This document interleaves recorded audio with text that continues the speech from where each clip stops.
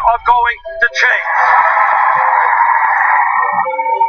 There are major issues that confront us today, and we need your help. We need the idealism and the energy and the intelligence of millions of people to join us in the fight to make America the kind of country we know it must become.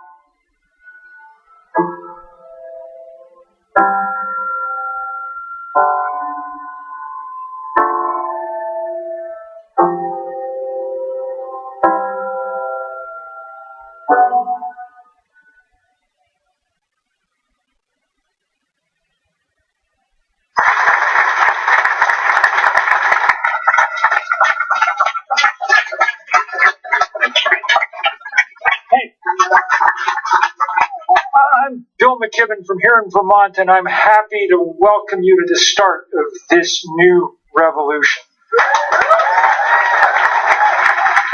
Now, revolution is reasonably hard work. Bernie's given us an enormous gift with his endless stamina, with his drive, and with his principle. He's provided momentum, which is the most valuable commodity that there could be.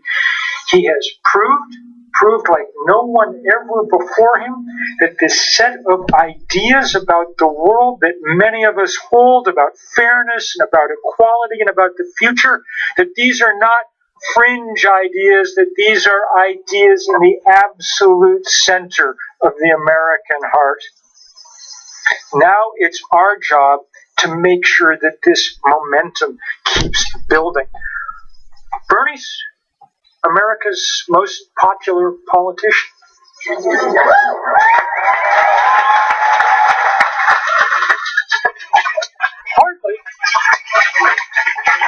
Partly that's down to his glamour and charisma, but partly it's because of this set of issues and ideas that he has come to embody and that we're going to have to embody. And look, if we're going to do anything about racial injustice and about economic inequality and about climate change, the great linked issues of our time, we're going to have to do all kinds of things. We're going to have to organize, we're going to have to march, we're going to have to protest, there's going to be civil disobedience.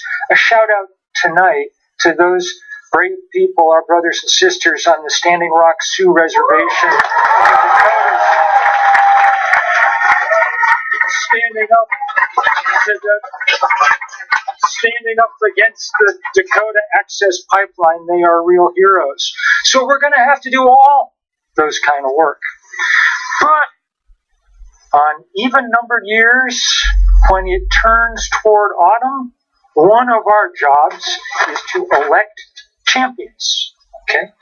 Not just people who will vote the right way most of the time, but people who will be champions. When we're in the trenches, when we're fighting desperately to win a battle like the Keystone Pipeline, these champions are absolutely crucial. That's what Bernie's done for decades, okay? Long before he made his first run for the presidency, he was there in the Senate and in the House, fighting like crazy. We need many Bernies, and we need them at every level of our political system, from the very local to the very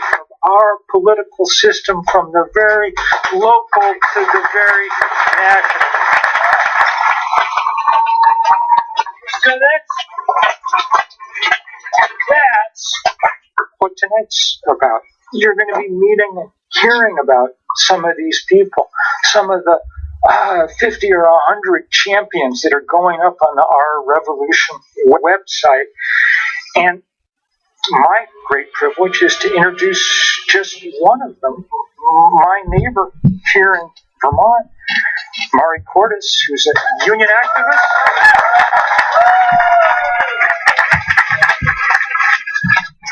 Mari's a union activist, she's a nurse, and she's the next state representative from the fighting 4th District in Adirondack in Addison County. Mari, many thanks.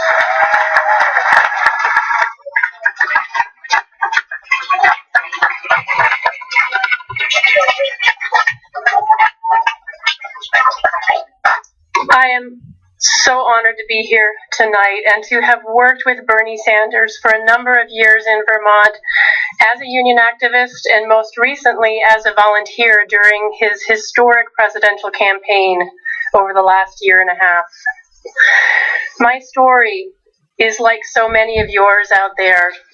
I work hard at my job as a nurse, and I was proud to help organize our union at my hospital, where we were able to negotiate an impressive first contract that respected nurses and continues to improve the quality of care for our patients.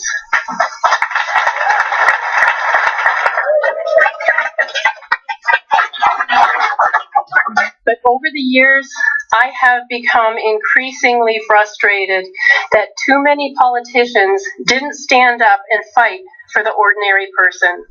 So when Bernie ran for president, I knew that his campaign would be an opportunity to show the country that politics can be done differently. That people can run for office and stand up to big money interests and fight for the interests of ordinary people. And that our collective voices and wisdom as people who care deeply about this country and the planet at this critical point in history must be heard. Bernie's campaign has shown without a doubt that there is a strong desire on the part of ordinary Americans to have a progressive economic agenda, and that you can gain popular support not by moving to the center, but by putting forward bold, progressive policies that deal with the underlying problem of economic inequity.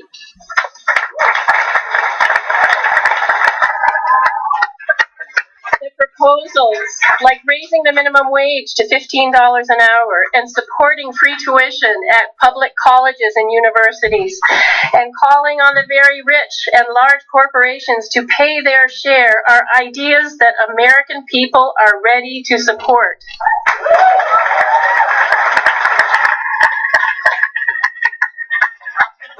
He also proved that you don't have to rely on big money to fund your campaigns, that you can go to the people and raise small contributions, $27 at a time, and have a success raising enough money to be competitive.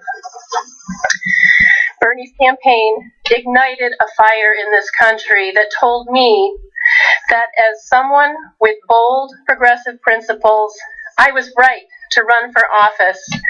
And I am proud to say that 2 weeks ago, as a progressive Democrat, I won the Democratic primary for the state legislature in my Vermont legislative district.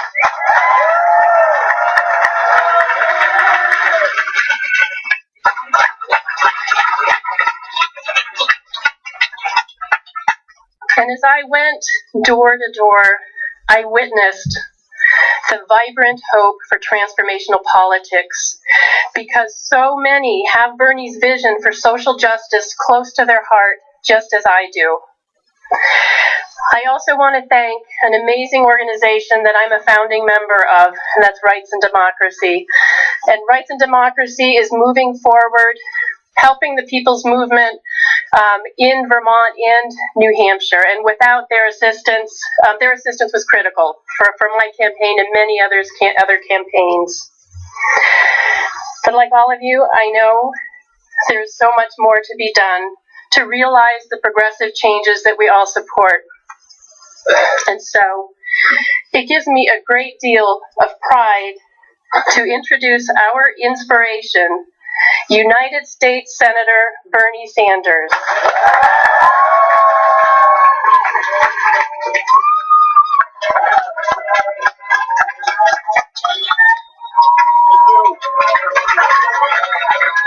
Whoa.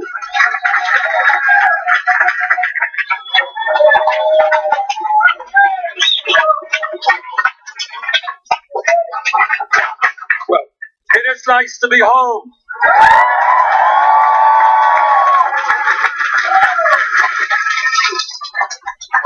Let me begin by thanking the many hundreds of Vermonters who are here and across the street in our senior center for coming out tonight.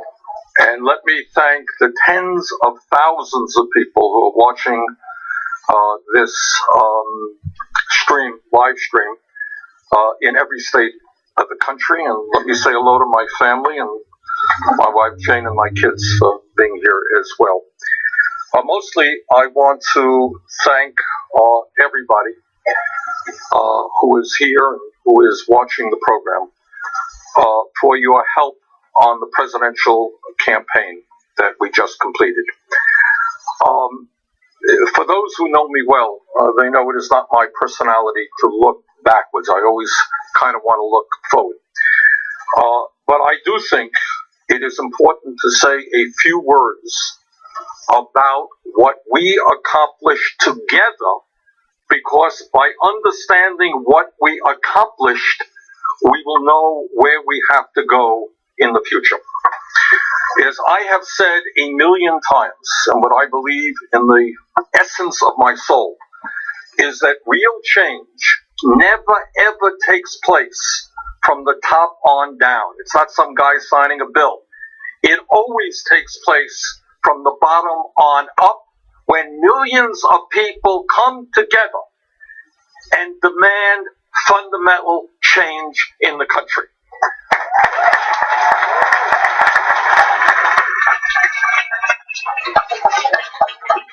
And I want you all to remember your history. Remember the struggle of millions of American workers to stand up and fight for trade unionism, to fight to end child labor, and the other terrible things that were happening in workplaces all over this country. Think back about the civil rights movement and the millions of people who engaged in that struggle, some of whom were killed, some of whom were beaten, some of whom went to jail, to create a country in which all people have the right to vote, have equal opportunity, a country in which we abolish racism.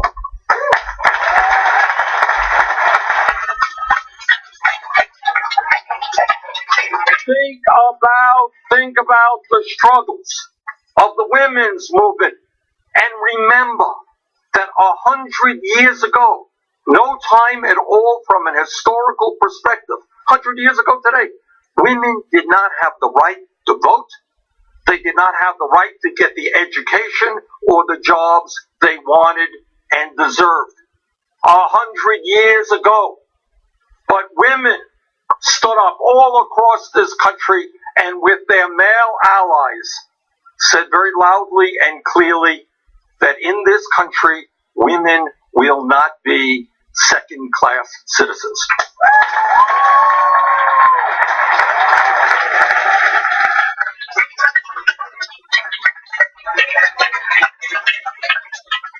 Bill McKibben, and I want to thank Bill and Murray for their introductions. I think all of you know that Bill McKibben, our fellow Vermonter, is not only one of the important environmental leaders in our country, he is one of the important environmental leaders in the world in the fight to combat climate change, which in my view is one of the great global crises facing this planet.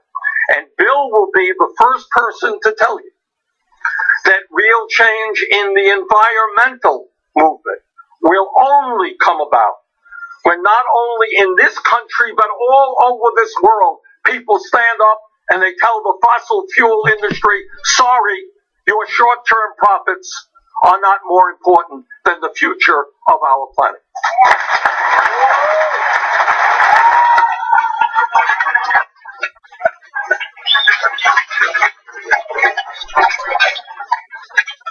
And as Vermonters, we are all proud of the leading role that our small state has played in the fight for gay marriage and gay rights in general.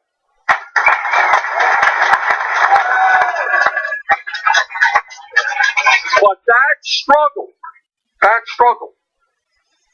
took place and succeeded to a significant degree Because once again, all over this country, the gay community and their straight allies said that in America, people must have the right to be able to love whoever they want, regardless of their gender. Millions of people engaged in that struggle. Now that is how change in this country has always taken place. And in my view, that is how change will always take place.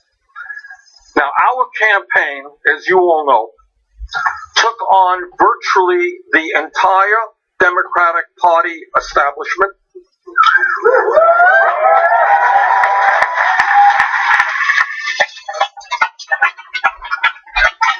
And I mean the entire Democratic establishment.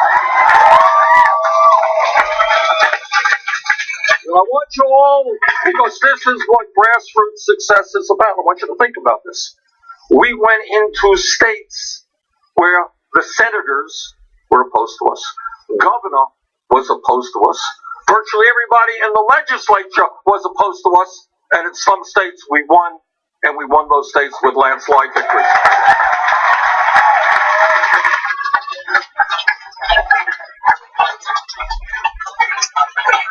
Our campaign received over 13 million votes. We won 22 states, and we lost a few by a hair.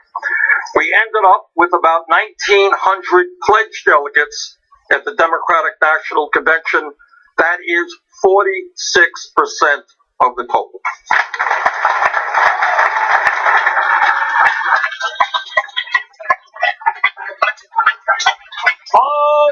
On the other hand, we didn't do quite as well with the superdelegates, but that's another story on something we will be dealing with in the future.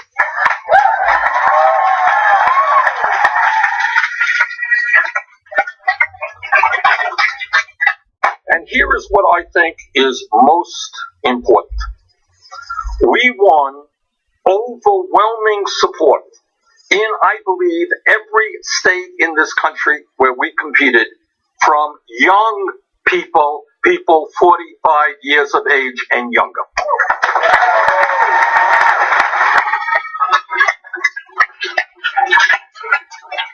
And by the end of the campaign, we were winning good majorities, not only from white young people, but from black youth, Latino youth, Asian American youth, Native American youth, all across the board.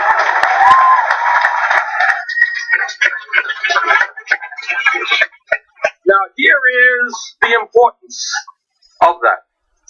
The importance of that is that when you capture by large majorities the young people of this country, it means that our ideas, our vision is the future of this country.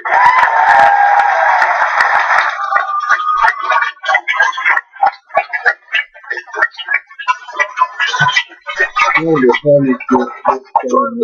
as many of you know, we helped write the strongest and most progressive democratic platform in the history of the United States of America.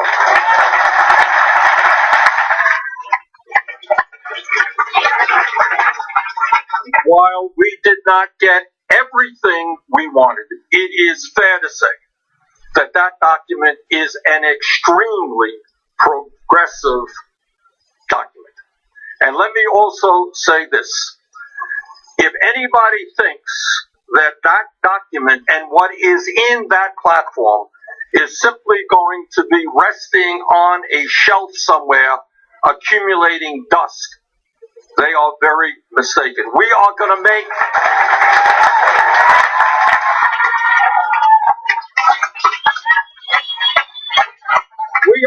bring that platform alive and make it the blueprint for moving the Democrats forward in Congress and all across this country.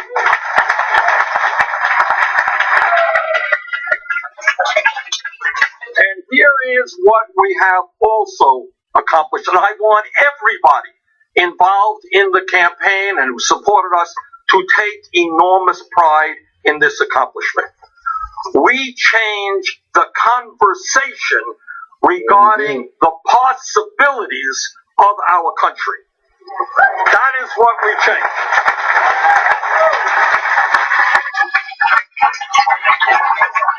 We redefined what the vision and the future of our country should be. And that is no small thing. And what our campaign showed, making the establishment very, very unhappy. And that is a good thing.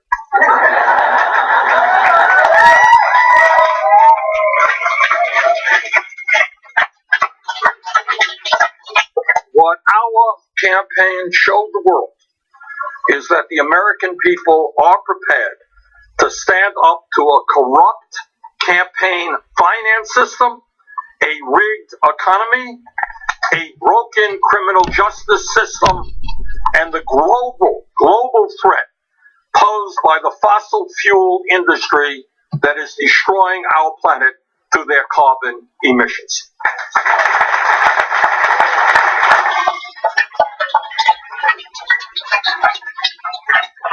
Let me just give you just a few concrete examples of how we have changed how the American people think and what their views about the future should be. All of you remember that just a few years ago, if somebody were to jump up and say, I think that given the crisis in student debt in this country, given the crisis in the lack of affordability for college, I think that we should make public colleges and universities tuition free. If somebody had said that 2-3 years ago, what somebody else would have responded is, you're crazy. That's too radical for the United States of America. Making public colleges and universities tuition free will not happen in our lifetime. Well, guess what?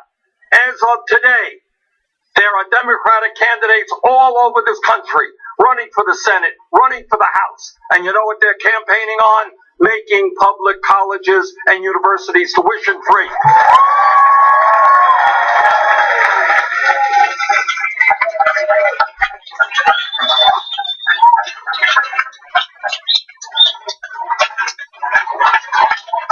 And also dealing with the horrific situation facing millions of Americans in terms of outrageously high student debt.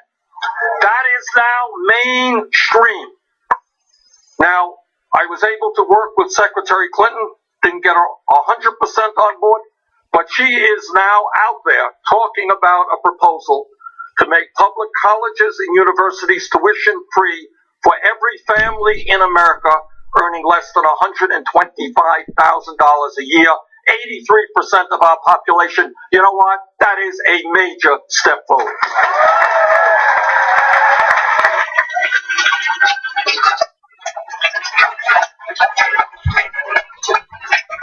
Let me give you another example of what we accomplished. Not alone. It wasn't only us, great organizations all over the country working with us, working independently. If anybody in this room 5 years ago, not a long time ago, had said, Bernie, I think we should raise the minimum wage, above the starvation minimum wage of $7.25 to $15 an hour. If anyone had said that, everybody else would have said, $15 an hour? You're out of your mind. You want to more than double the minimum wage. Can't be done. Too radical. Impossible. Well, guess what? Right now, all across this country, we have cities and towns passing legislation for $15 an hour, and you have Democratic candidates all over this country running on a platform of raising the minimum wage to $15 an hour.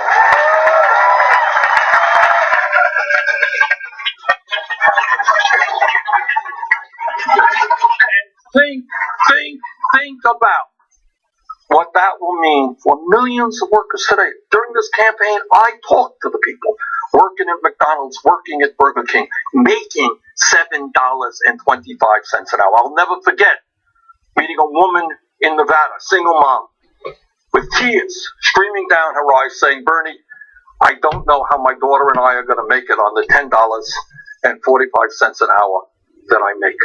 We raise the minimum wage to $15 an hour. Millions of Americans will no longer be living in poverty. Single mothers will be living in dignity. And that is what we've got to do.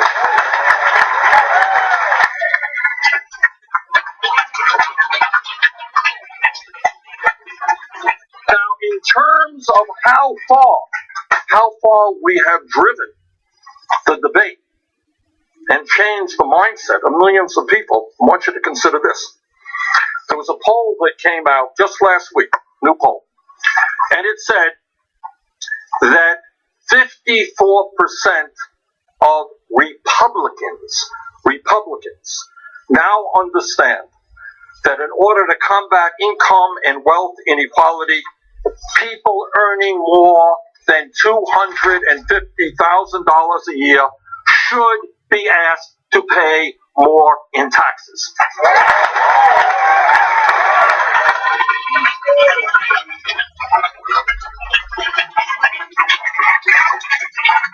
Those are Republicans. So while their leadership talks about huge tax breaks for billionaires, Republicans at the rank and file level, working people who are Republicans, understand that we cannot continue going forward with the kind of grotesque level of income and wealth inequality that we have. That's Republicans.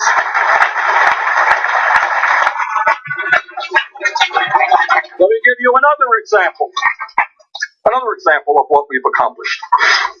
3-4 years ago, as some of you will recall, there was a massive effort led by some Wall Street billionaires, virtually all the Republicans and some Democrats, who said, we're going to have to cut Social Security. That's what we're going to have to do. Cut Social Security for the elderly, for the disabled. And some of us in the Senate and some of the House came together and you said, over our dead bodies, you will cut Social Security.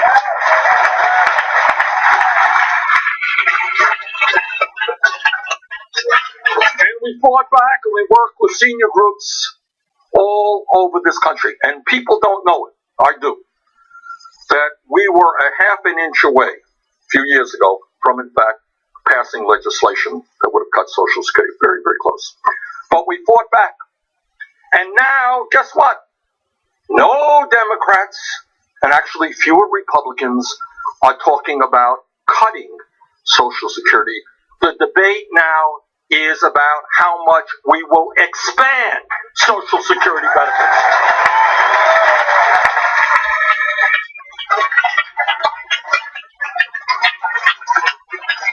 And a few months ago, I was very pleased when President Obama came on board and also indicated his support for expanding Social Security benefits.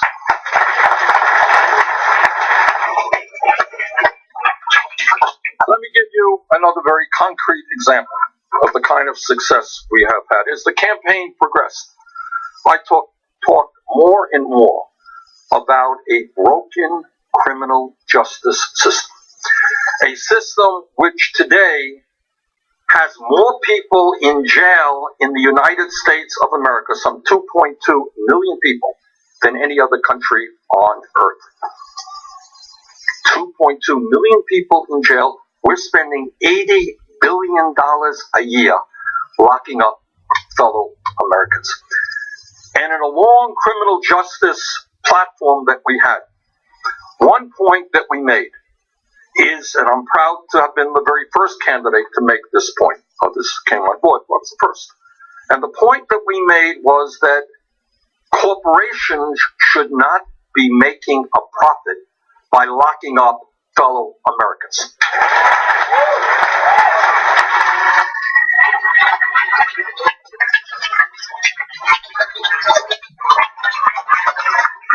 In other words, we've got to put an end to private prisons and private detention centers. Some of you may have heard just last week, the U.S. Department of Justice announced that it was moving away, was going to end its relationship with private prisons in this country.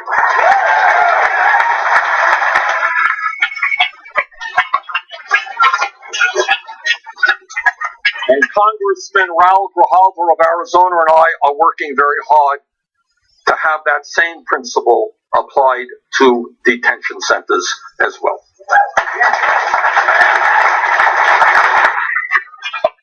As all of you know, our campaign fought the fight to have the United States join the rest of the industrialized world and guarantee health care to every man, woman, and child as a right.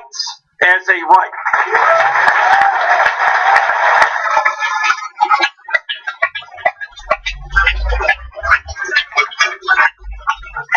It is totally absurd that we end up spending almost twice as much per capita on health care as do the people of any other country, at the same time as 28 million Americans still have no health insurance, and 38 million, including many I'm sure in this room, who are underinsured with high deductibles and high copayments.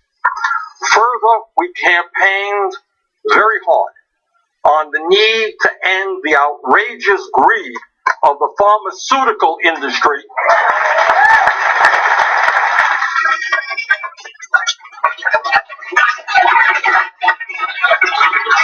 an industry where the top 5 drug companies last year made $50 billion in profit at the same time as 1 out of 5 Americans who go to their doctor and get a prescription cannot afford to fill that prescription. That is, you talk about crazy. Talk about crazy. A system that we have today allows people to go to the doctor because they are sick, they get a diagnosis, they can't afford to buy the medicine their doctor prescribes. I have talked to seniors in Vermont and all over this country who cut their pills, prescription drug pills, in half because they don't have the money to afford the outrageously high prices that they have to pay. All right, that's what we campaigned on. Now, the truth is, Secretary Clinton does not support a Medicare for all single-payer system. That's the fact. But what we did end up coming to an agreement on, which I think is a significant step forward, is she is now on record and is talking about and prepared to fight for doubling the funding for community health centers all over this country.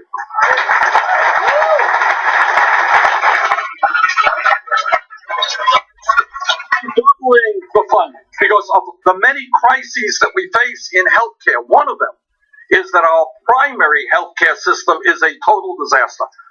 People cannot find a doctor that they can afford to go to in some locations in this country. I was in a county in Mississippi. There are no doctors. So by doubling funding for community health centers, which now provide healthcare access for healthcare, dental care, low-cost prescription drugs, and very importantly, mental health counseling, doubling that, we will, and I'm going to push this very hard, create virtually universal primary health care in America. Every person, regardless of income, will be able to at least get into a doctor's office. That's no small thing.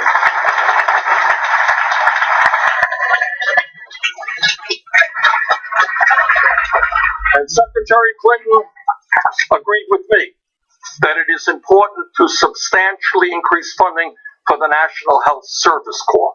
And that is the federal government which provides debt relief for those doctors and dentists and nurses, psychologists, and medical personnel who are prepared to serve in underserved areas. Triple funding for that.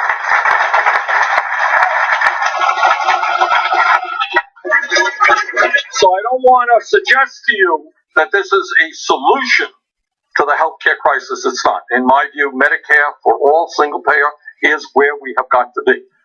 But if we can double fund it for community health centers, it will be an important step forward. Let me touch on another issue of great importance to the people of this country. As somebody, as a former congressman, now a senator, who voted against every major trade agreement, from NAFTA to CAFTA to permanent normal trade relations with China, to fast track for the Trans-Pacific Partnership, I am pleased to tell you that we are seeing a real change in the attitude of the American people toward our disastrous trade policies. In the not-so-distant past, a majority of Americans thought that our trade agreements had resulted in positive changes. Today, that is not the case. And the American people understand that we have lost millions of decent-paying jobs as corporations shut down in the United States, in Vermont, and all over this country, and run to cheap labor countries all over the world. Polls now show that a majority of the American people understand that we need real change in our trade policy. Now, I have worked with President Obama over the years on a number of issues, and he's a friend of mine. But on the issue of the TPP, the Trans-Pacific Partnership, his support, very strong support for that proposal is dead wrong. I intend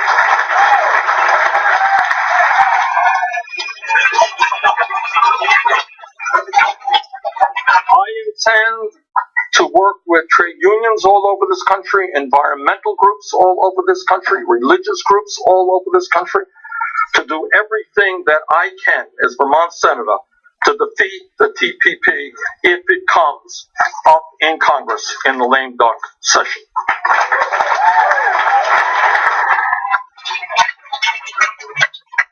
Now, the TPP is always the case, is supported by Wall Street. It is supported by corporate America. It is supported by all of the big money issues. But I believe that if we stand together, we can, in fact, defeat it if and when it comes up in the lame duck session. And let me just say a few words about this issue, and I want to say a few words about it because it often does not get a lot of attention on the media, in the media. So, a study done, I think, a year ago would show that in television, trade issues are almost never, ever talked about. What the TPP is about, and what previous trade agreements were about, are forcing American workers to compete against people who make pennies an hour. It is about corporations that go from country to country in search of the cheapest possible labor they can find. Our disastrous trade policies have cost us millions of good-paying jobs, and it is part of the race to the bottom. Instead of uplifting people all over the world, people are becoming poor. Also within the TPP, there is a provision called the Investor-State Dispute System. Anybody heard of that? Good. Not a sexy issue. It is of enormous importance. Unbelievably, what that provision says is that a foreign investor, i.e. a major multinational corporation, and he did it, many of us can urge them to an international tribunal made up of 3 corporate lawyers, if they believe that their future profits were harmed as a result of a governmental decision. You follow what I'm saying? I mean, it is so crazy, it is hard to imagine. Right now, let me just give you a few examples of what that means in a very concrete sense. Right now, as you know, President Obama killed the Keystone Pipeline, which was the right thing to do.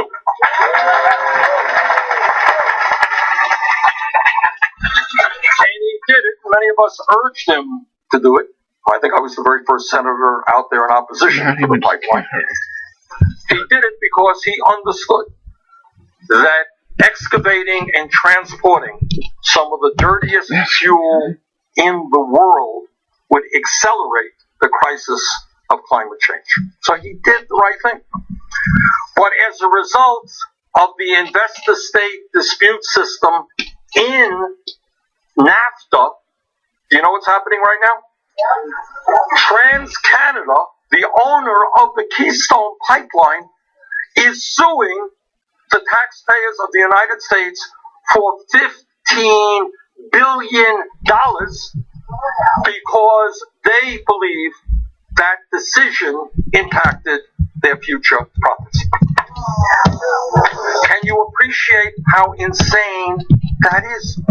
Now, you can argue, people can argue about the Keystone Pipeline. Right? Most of us are opposed to it, and we applauded the president for killing it. Others support it. That's called democracy. We have different points of view.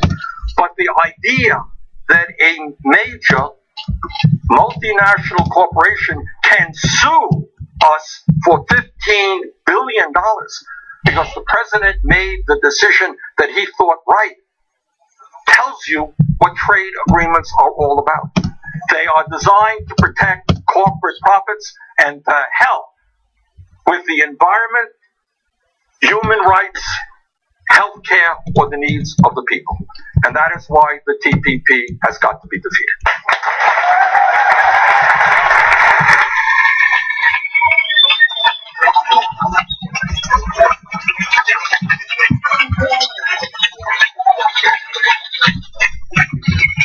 And let me just tell you one other example. I know you're going to think that I'm not telling you the truth, because this is so insane, but it is true. Uruguay, tiny, tiny, tiny country in Latin America. They elected a president who was an oncologist, some guy who's concerned about cancer. And what he did is put together a very strong anti-tobacco campaign. And among other things, what they did, which is, I believe, the right thing to do, because tobacco kills, what they did is had on the cigarette packages really ugly stuff about diseased lungs or diseased lips, making it very clear that if anybody wanted to buy that package of cigarettes, they were endangering their health big time. That's what they did. And it was a successful campaign. Well, guess what happened? Philip Morris was very upset. They make money by poisoning children and people and creating cancer for those people. And Philip Morris was very upset that their profits were being impacted because they could no longer cause cancer to the people of Uruguay. And they went to and are there right now, in an international tribunal, telling that tribunal that because the government of Uruguay tried to protect their children from getting cancer, they were losing profits, and that they were entitled to a settlement from Uruguay. Can you believe how crazy that is? It is. It is exactly criminal, and that is why we have got to defeat the TPP, and is why we have got to rethink trade policies in this country to make sure that they work for working people here, for poor people all over the world, and not just the CEOs of large multinational corporations.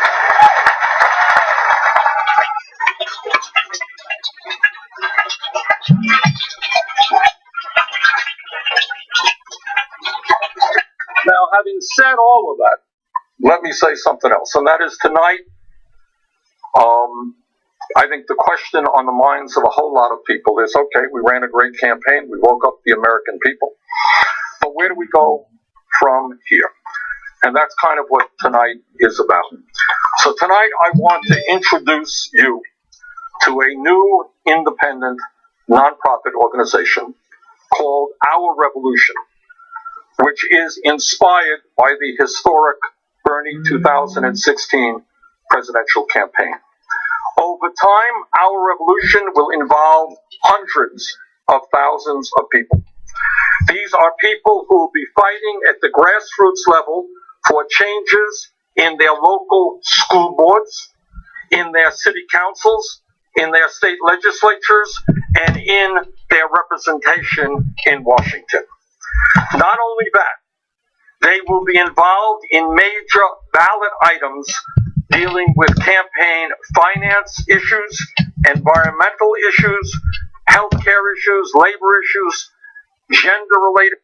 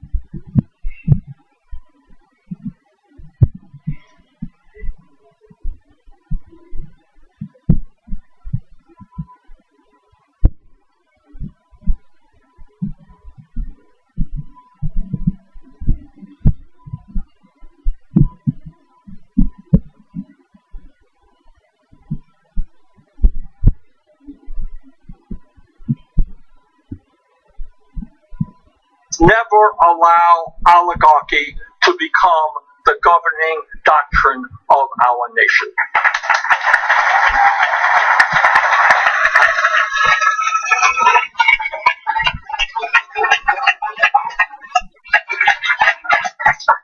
As Americans, our goal must be to elect progressives at every level. And I want to mention just a few of the progressive candidates who our revolution will be supporting. And there will eventually be over 100 of them in every region of our country, candidates from the school board to the United States Senate. Vernon Miller, a Native American, is running for the school board in Nebraska. And let me tell you, we need hundreds of candidates all over this country to run for school board.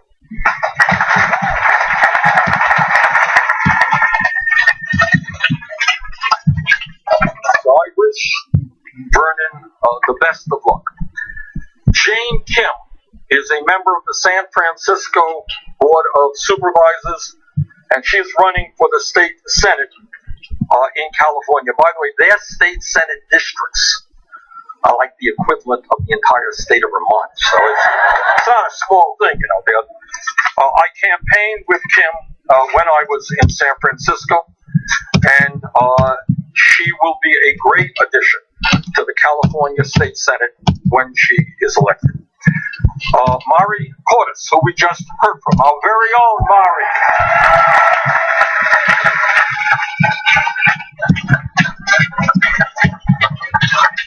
I think everybody knows Mari. I've known Mari for many years. She is a nurse. She is a trade unionist. And she is going to win her seat in Addison County. So we are very appreciative.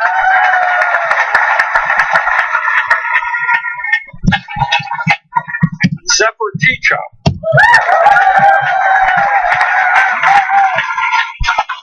Yeah, I think Zephyr grew up in Vermont, didn't she? Yeah. And she is now running in a very tough race for the U.S. Congress in New York State.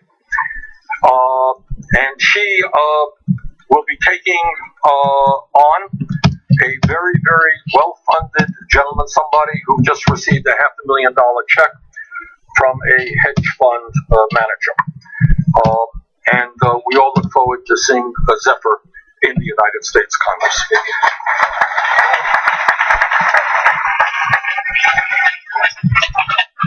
Russ Feingold is an old friend of mine.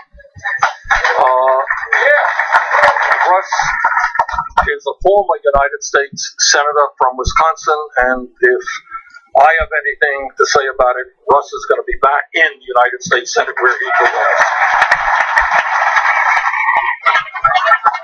Now, I just mentioned these 5 names to give you a flavor, to give you an example of what we are trying to do. In fact, there are other candidates for Congress.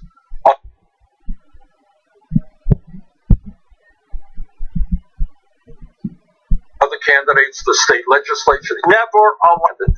Our revolution will be supporting over 100 candidates.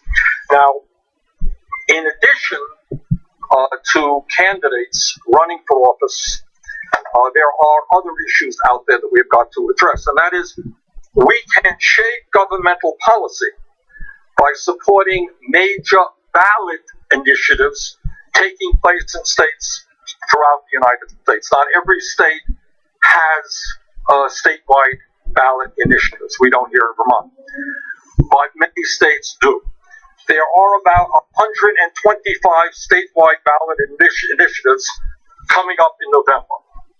As I understand it, our revolution will be focusing on 7 key initiatives, which are of enormous importance to the particular states involved, but also significant for the entire country. In my view, there is nothing more important that we can do as progressives than overturn the disastrous Citizens United Supreme Court decision.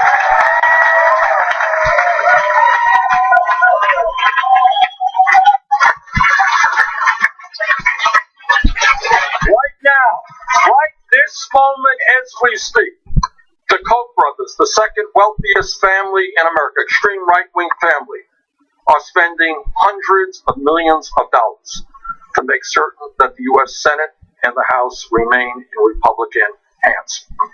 In addition to that, especially given the assault on voting rights by Republican governors all over this country, we have got to move toward automatic voter registration.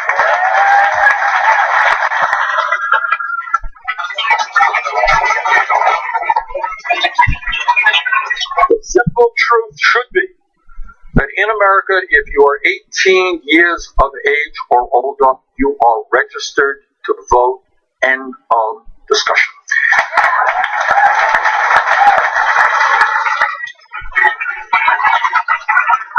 In Alaska, in this election, there will be a proposal called Measure 1, which will bring 50,000 new people into the voter registration files in that state almost immediately. 50,000 for a small state like Alaska is a lot of people. That is the kind of effort we need to see succeed in Alaska and all across this country. We want more people participating in the political process. We want to make it easier for people to vote, not harder. So supporting this initiative in Alaska is a smart move, I think.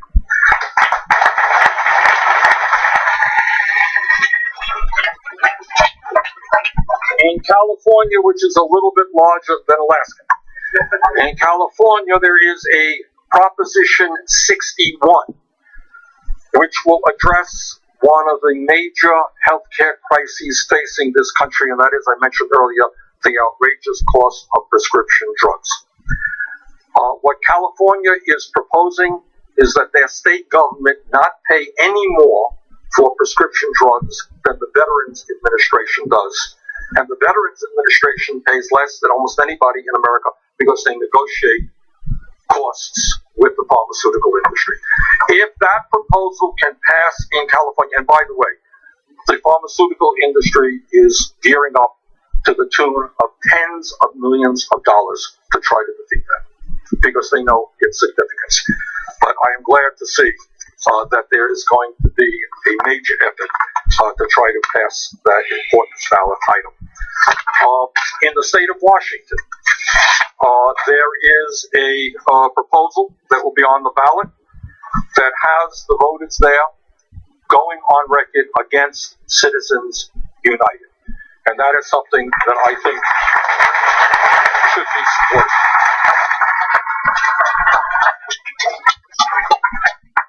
Further, there is an important ballot initiative in Colorado which calls for a single-payer healthcare system.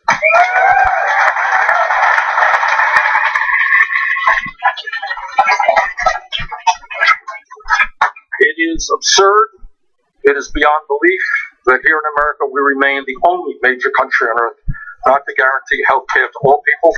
If that proposal can win in Colorado, I believe that idea will spread around the country, and our revolution is, as I understand it, supporting that ballot item.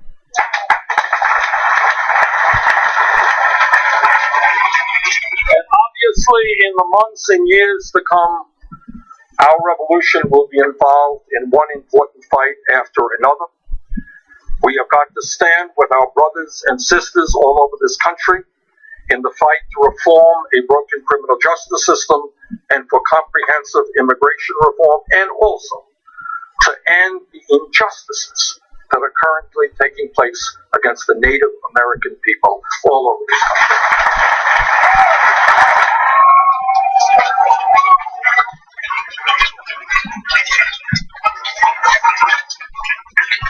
Shannon is going to come up in a moment, and he will describe to you the enormous amount of work that has to be done to support these 100 plus candidates and the ballot items. And that's what Shannon is going to do in a second. But let me just conclude on a personal note. And I speak on behalf of Jane and my whole family in thanking all of you for the love and support you gave us all over this country. As I have said many times, election days come and go, but the struggle for justice continues. Thank you all very much.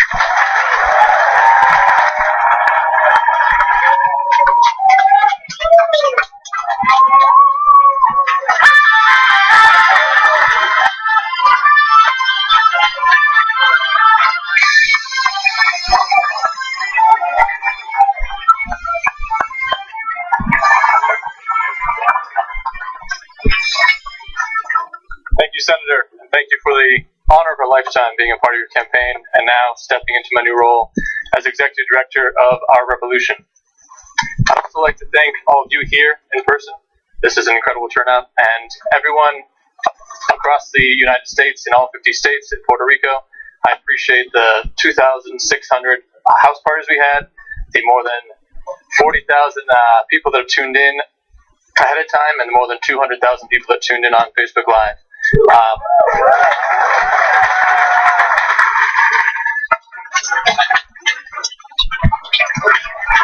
Additionally, Free Speech TV has broadcast this live on their networks to millions of viewers all throughout the nation. So I would like a round of applause for them.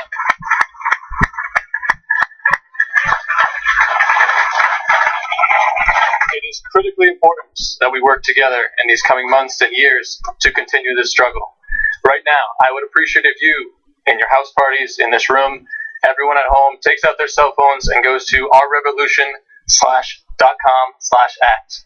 My apologies, that's ourrevolution.com/act, and fill out the form to continue to be involved. Communication is the most powerful tool democracy has. We have seen the strength of utilizing communication and organizing success all over the world, from the Arab Spring to Bernie 2016. And this is exactly what we want to use to continue to be connected with you. In a moment now, I will describe the ways we're going to move this forward, the direct action we're going to do, but I'd really appreciate if you could sign up at ourrevolution.com/act. By completing the form, we're going to be telling you about innovative ways to be involved with canvassing actions, whether this is for the progressive champions that some that the senator introduced during his speech, such as Vernon Davis, a Native American teacher in Nebraska who was Teacher of the Year and now is running for school board, or many others. We have David Zuckerman in the room tonight, who's running for Lieutenant Governor of Vermont. The entire field of candidates that our revolution will be endorsing will be slowly announced throughout the coming weeks and months up to Election Day, as we take into consideration the many factors that makes the progressive champion. Please go to our website and be involved, and use this as a resource center.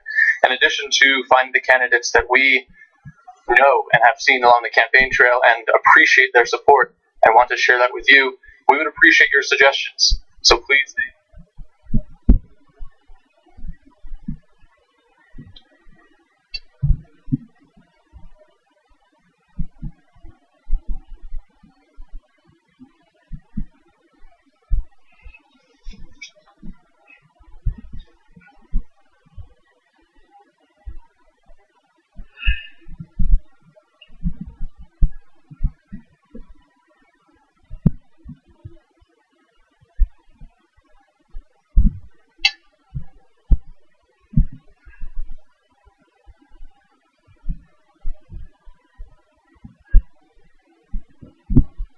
Additionally, on our website, we'll be telling you about rallies and national days of action so that we can, in the coming months, take down the TPP.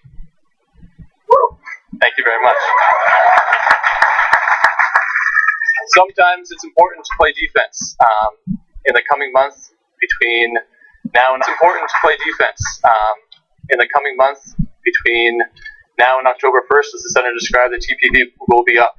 We will have a complete plan of action that will involve phone calls, canvassing, spreading the word, and rallies and marches that will need to be spread everywhere. So please become involved. There is much left to do that we need to accomplish, and I believe that together we can do anything. As the Senator has commonly said in his speeches, when we come together, there is nothing we cannot accomplish. With our diverse board, who's active, and members of active social progressing communities themselves, they're going to help us stay true to our values and ensure this is an organization in a corporate environment that is not going to fly. They are not going to put in an executive who writes memos wildly breaking every rule of journalism, ethics, the corporate world, saying, oh yes, smear him as a Marxist, pretend that terrorists are celebrating when he wins. So yes, eventually, the tone of Fox News will change a little bit, and they won't do the outrageous, I imagine, the rule breaking, because that's not how corporations work. It'll tend towards sacred. Chance for MSNBC to seize that right-wing audience. By the way, Dave Sherman's piece says that the Fox loyalists loyal to Ailes, they're reporting back to Susan Estrich, who's his attorney and a Fox contributor, but they say the mood among Ailes loyalists is bleak. Who's his attorney? Susan Estrich. Really? Yeah. Yeah, Strange. I worked for Strange her. bedfellows. So this appears to be a more successful coup than the Turkish one. Yeah. So, And it turns out after all of these decades of Roger Ailes, Gretchen Carlson is the cure for what ails you. ah, fun for you, Nick. it's a bun. Okay, you want to turn to the election? RSC, welcome to the bun. Should have started the election 25 seconds ago. Okay. And no, the joke is better. It's loud in here. It messes with the flow. Anyway, I okay. can't hear the joke, so it's. No, then you consider yourself lucky. Okay, why don't we turn to the election? So right now the media is maybe appropriately describing this as an election between two people, Hillary Clinton and Donald Trump. But new poll.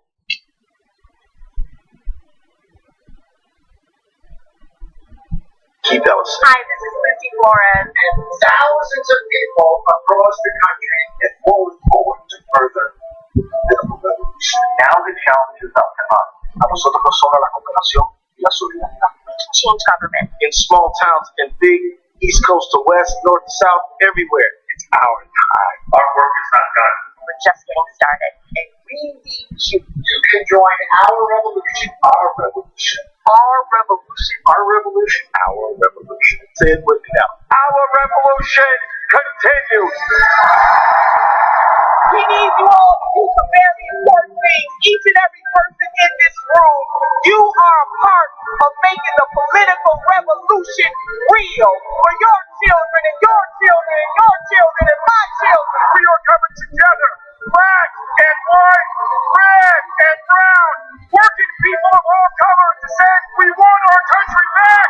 And we need you, all of you, to be a part of this. Every single one of us, as Americans, we're going to change this country. We make our history right here this moment.